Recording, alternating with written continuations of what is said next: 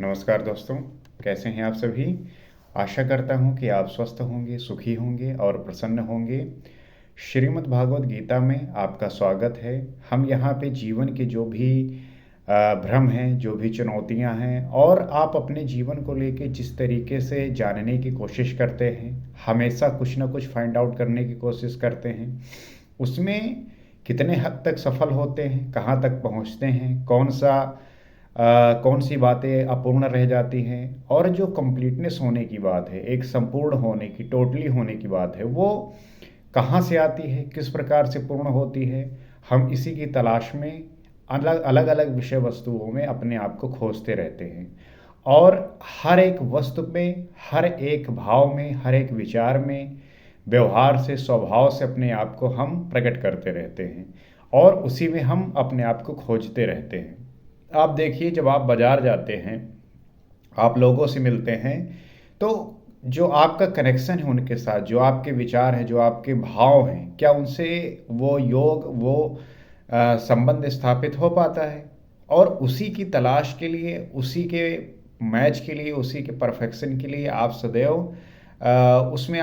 वो प्राप्त करने की आपके अंदर वो जो उत्कंठा होती है, वो सदैव बनी रहती है। तो इस प्रयास में आप इस संसारिक जीवन में रहते हुए अपने आप को सुधारने का प्रयास, अपने आप को जानने का प्रयास, अपने आप को फाइंड आउट करने का, अपने आप को निखारने का, अपने आप को नई दिशा देने का जो भाव उत्पन्न होता है, वो आपके किस तरीके से, किस बोध से आता है, ये जानने का एक विषय है।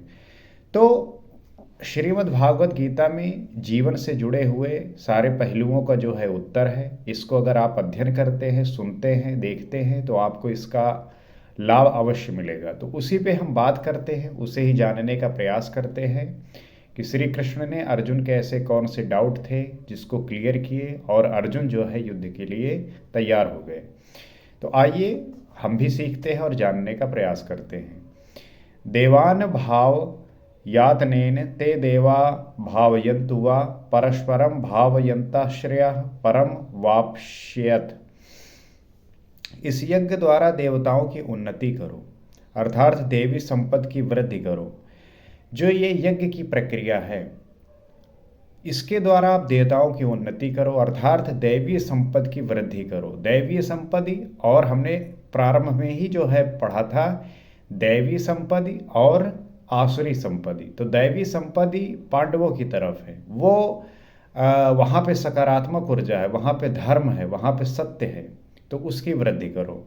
वे देवता लोग तुम लोगों की उन्नति करेंगे, और देवता का मतलब होता है कि वो अच्छे गुणों से युक्त हैं। तो जब उनकी उन्नति होगी तो वो आपको उसी प्रकार से फलित करेंगे, उसी प्रकार से आपको लाभ मिलेगा। इस प्रकार आपस में वृद्धि करते हुए परम श्रेय, जिसके बाद कुछ भी पाना शेष न रहे, ऐसे परम कल्याण को प्राप्त हो जाओ। तो जब आपका स्वभाव परिवर्तित होगा तो आपकी जो दिशा है, आपका जो गंतव्य है, आपकी जो डेस्टिनेसी है, वो सही लोगों के साथ होगी। तो आपस में जो है वृद्धि होगी, देवताओं को भी सुख मिलेगा, उनको भी आनंद मिलेगा और आपको भी वो आनंद आएगा।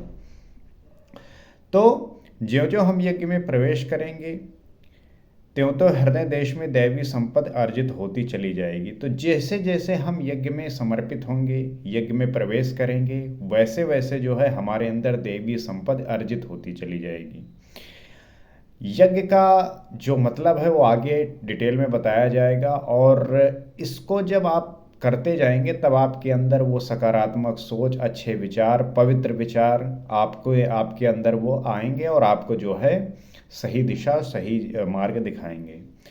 तो परम देव एकमात्र परमात्मा है। उस परम देव में प्रवेश दिला देने वाली जो संपद है, अंतःकरण की जो सजाती प्रवृत्ति है, उसी को दैवी संपद कहते हैं। तात्पर्य यही है कि जो एकमात्र परमात्मा है, उन परम देव में प्रवेश दिला देने वाली ऐसी संपद, अंतःकरण की वो सजाती प्रवृत्ति, उसी को दैवी संपद कहते हैं। तो दैवी संपद ये है कि जो परम ब्रह्म परमात्मा है, उन तक पहुंचा देने वाली, उनमें प्रवेश दिला देने वाली ऐसी संपदा जो आपके अंतःकरण को सजाती प्रवृत्तियों से भर दे, सजाती प्रवृत्ति बना दे, उसी को हम दैवी संपद कहते हैं। तो परम देव को संभव करती है, इसलिए दैवी संपत्ति कही जाती है, ना कि बाहरी देवता पत्थर पानी जैसा कि लोग कल्पना करते हैं। तो वो जो परम देव हैं वो संभव तब करती है जब वो दैवीय संपत्ति घटित होती है, जब उसके साथ होता है। ये नहीं कि जो बाहर की जो चीज़ें हैं उसके लिए आप दैवीय संपत्ति समझिए। योगेश्वर श्री कृष्ण के शब्दों में इसका कोई अस्तित्व नहीं है। ये जो बाहर आप कल्पना करते हैं इसका जो है श्री कृष्ण के शब्दों में कोई अस्तित्व नहीं है। वो आगे कहते हैं, इष्टान भोगानी वो देवा दाशयन्ते यज्ञ भाविता तैर्द्य तैरद्य तान प्रदायेभ्यो यो भुक्ते स्तेन एव श। यज्ञ द्वारा संवर्धित देवता दैवी संपत्ति आपको इष्टान भोगान ही दाशयन्ते, इष्ट अर्थात आराध्य संबंधी भोगों को देंगे, अन्य कुछ नहीं। तो जो यज्ञ द्वारा संवर्धित हैं दैवी संपत्ति हैं वही जो है आराध्य संबंधी भोगों को देंगे, अर्थात अन्य कुछ नहीं देंगे। तो वे ही एकमात्र देने वाले हैं। इष्ट को पाने का अन्य कोई विकल्प नहीं है। तो इष्ट को पाने का अन्य कोई विकल्प नहीं है। वो दैवीय संपत्ति के द्वारा जो है जो आराध्य संबंधी भोग को देंगे, अन्य कुछ नहीं। तो वो आराधना जो आपकी है, जो आपका इष्ट चिंतन है, वो जो है एकमात्र देने वाला है। इष्ट को पाने का अन्य कोई विकल्प नहीं है। इन दैवी गुणों को बिना बढ़ाए जो इस स्थिति का भोग करता है वो निश्चय ही चोर है। तो दैवी संपत्ति तो प्राप्त करना होता है, दैवी संपत्ति जुटाना होता है, आपको नित्य साधना करनी पड़ती है। और अगर ऐसी स्थिति में नहीं होता तब वो जो है चोर है। उसका जो है वो भाव ही नहीं होगा, वो मतलब ही नहीं होगा जहाँ पे वो चीज़ें कर रहा है। तो जब उसने पाया ही नहीं तो भोगेगा क्या। किंतु कहता अवश्य है कि हम तो पूर्ण हैं, तत्वदर्शी हैं। तो अब उसने पाया नहीं तो भोगेगा क्या।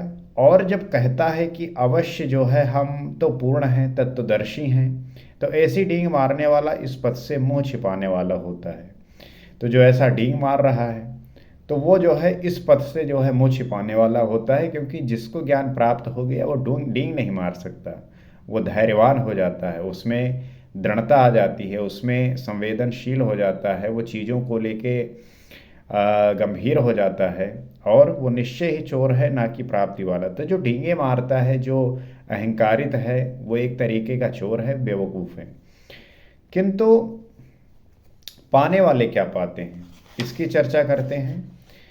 तो यज्ञ शिष्टाशिना संतो मुच्यन्ते सर्व किल विषय भोज्यते ते त्वघम पापा ये पंचांत्या आत्म कारणात्। यज्ञ से बचे हुए अन्न को खाने वाले संतजन सब पापों से मुक्त हो जाते हैं। दैवीय संपत्ति की वृद्धि करते करते परिणाम में प्राप्ति काल ही पूर्ति काल है। तो जो यज्ञ से बचा हुआ अन्न है उसको खाने वाले जो संतजन होते हैं वो पाप से मुक्त हो जाते हैं, क्योंकि दैवी संपत्ति की वृद्धि करते करते परिणाम में प्रतिकूल प्राप्ति काल ही पूर्ति काल होता है। तो जब आप दैवी संपत्ति निरंतर करते रहते हैं तो आपके अंदर के जो भी पाप हैं वो जो है स्वतः ही नष्ट हो जाते हैं, और प्राप्ति काल के स्वरूप जो है पूर्ति होती है। तो जब यज्ञ पूर्ण हो गया तो शेष बचा हुआ ब्रह्मा ही अन्य है। तो जब यज्ञ पूर्ण हो जाता है, अर्थात जब आप इन श्वास प्रश्वास का आप जो है ध्यान करते हैं और निरंतर साधना करते रहते हैं, और जब आप ध्यानी बनते हैं तो फिर सिर्फ और सिर्फ क्या बचता है, ब्रह्म बचता है। अर्थात आप पाप से मुक्त हो जाते हैं और आप जो है पुण्य आत्मा हो जाते हैं। तो ये मतलब है, ये नहीं कि भंडारा लगाओ, तुम जाके खाना खा लिए, भोजन कर लिए, प्रसाद ग्रहण कर लिया तो आपको लगता है कि हम पाप से मुक्त हो गए। ये बेकार की बातें हैं। थोड़ा ध्यान लगाइए, थोड़ा समझने का प्रयास करिए। इसी को श्री कृष्ण ने दूसरे शब्दों में कहा, यज्ञ शिष्टामृत भुजो यान्ति ब्रह्मा सनातनम। यज्ञ जिसकी सृष्टि करता है उस अशन का पान करने वाला ब्रह्मा में प्रविष्ट हो जाता है। तो जो यज्ञ की सृष्टि करता है उस अशन का पान करने वाला जो है ब्रह्मा में स्थित हो जाता है। यहाँ वो कहते हैं कि यज्ञ से शेष बचे हुए अशन का ब्रह्म पीयूष का पान करने वाला सब पापों से छुटकारा पा जाता है। संतजन तो छूट जाते हैं, किंतु पापी लोग मोह के माध्यम से उत्पन्न शरीरों के लिए बचते हैं, वो पाप खाते हैं।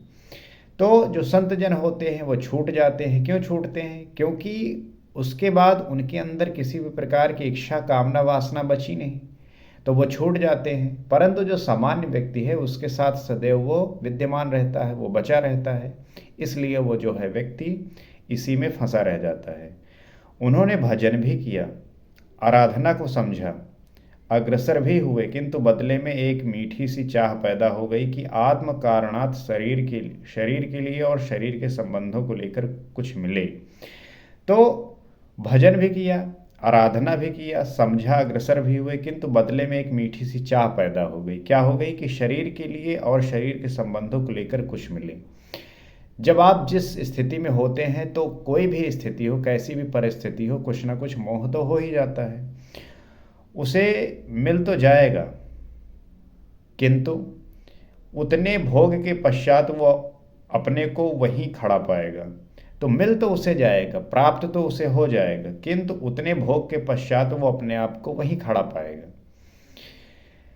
आप जैसे होता नहीं कि आपको कुछ अच्छी उपलब्धि हो जाती है, परंतु अगर अपनी अवस्था को वहाँ पे नहीं टिका पाए, तो आप जो है उसी जहाँ से गए थे वहाँ पहुँचे थे, आप फिर वहीं पे आ जाते हैं।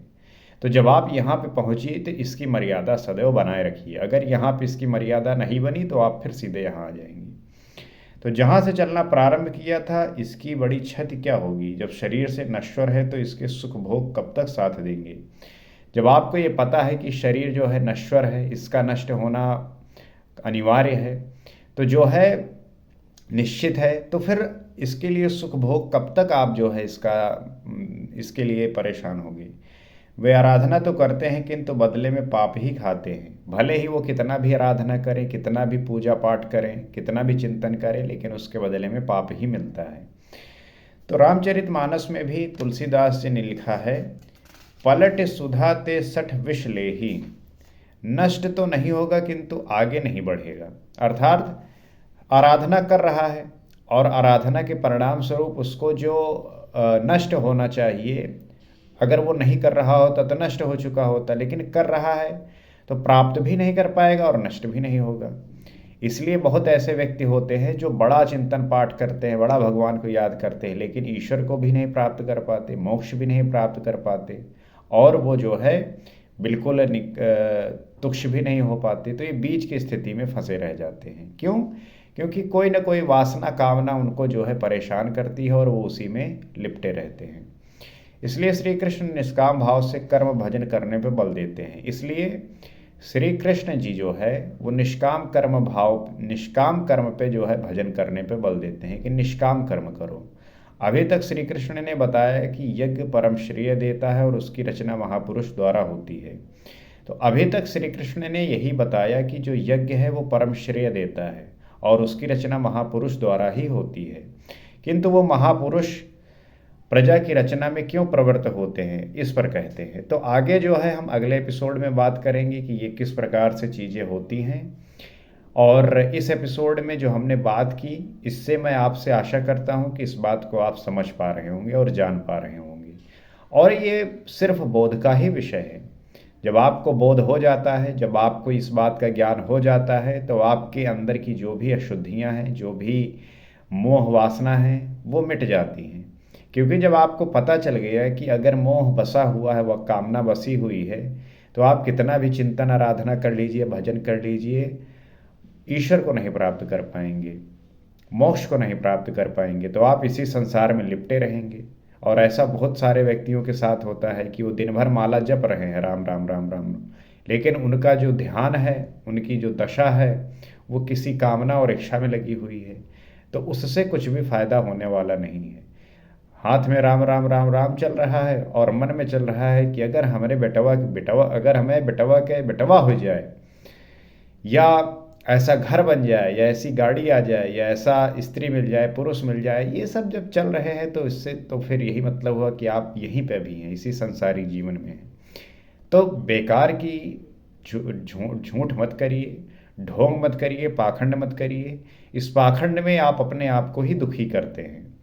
तो बेहतर होगा कि जो आप हैं वही रहिए, और वो रहते हुए इस बात का बोध करिए, इस बात को जानिए, और उस क्या क्या करके हम वो चीज़ प्राप्त कर सकते हैं, उस पे ध्यान दीजिए, ना कि पाखंड करिए। नहीं हो पा रहा तो मत करिए।